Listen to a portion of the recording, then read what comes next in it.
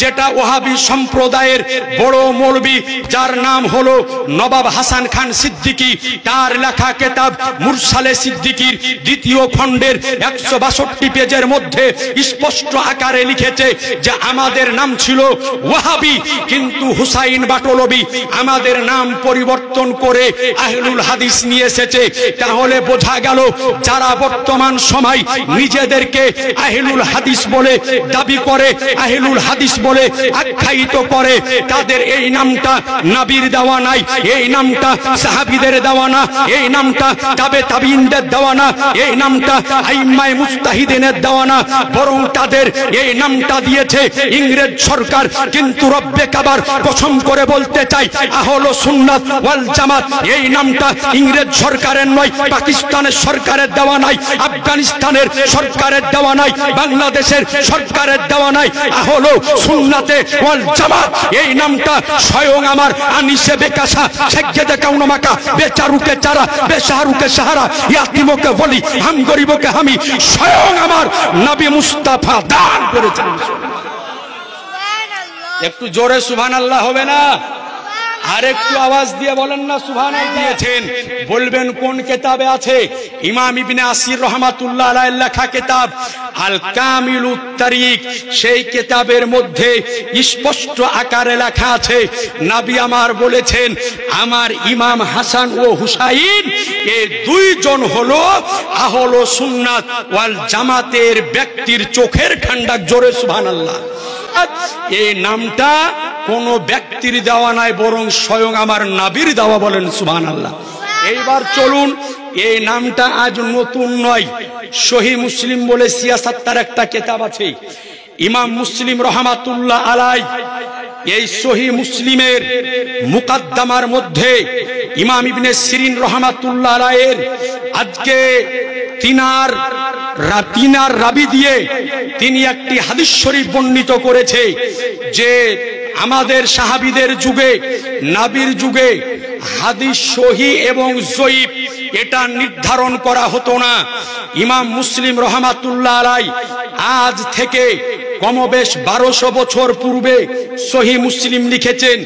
এই সহিহ মুসলিমের মুকদ্দমার মধ্যে ইমাম সিরিন রাহমাতুল্লাহ আলাইহির বর্ণিত হাদিস শরীফ নিয়ে এসে বলেছেন যে যেই সময়তে হাদিস বর্ণনাকারী বেড়ে গেল, আমাদের মধ্যে অনেকের আকীদা যখন খারাপ হতে আরম্ভ করলো, তো আমরা ওই সমস্ত রাবীদের হাদিসকে কবুল করতাম যেই সমস্ত রাবী আহলে সুন্নাত ওয়াল জামাতের ব্যক্তি হতো। বলেন সুবহানাল্লাহ।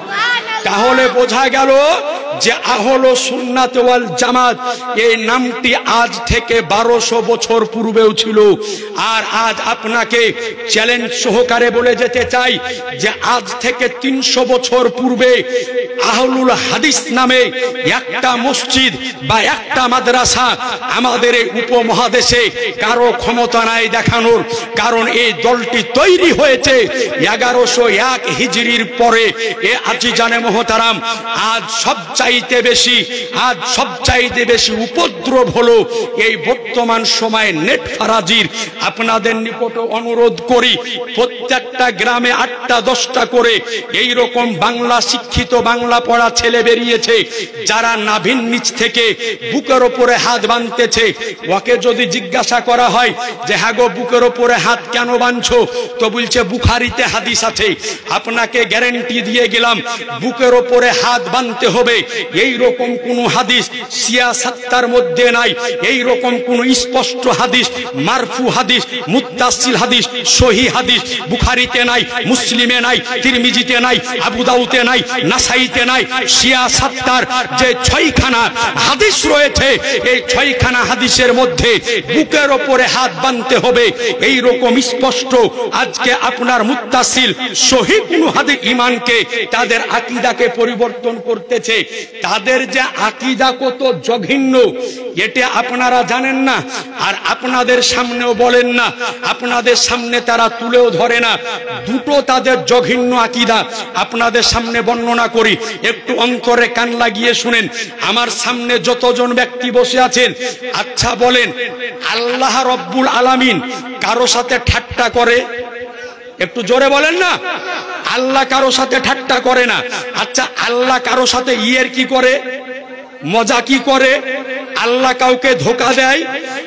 এই ওহাবিদের বড় আব্বার লেখা কিতাব, কিতাবটির নাম হলো হাদায়াতুল মাহাদি। এই কিতাবের লেখকের নাম ওহাবিদের বড় আলেম, নাম হলো তার মাওলানা ওয়াহিদুজ্জামান।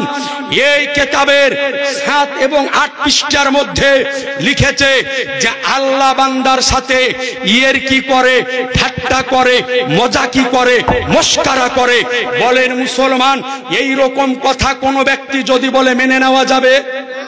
জোরে বলেন না, কার কথা মেনে নেওয়া যাবে না?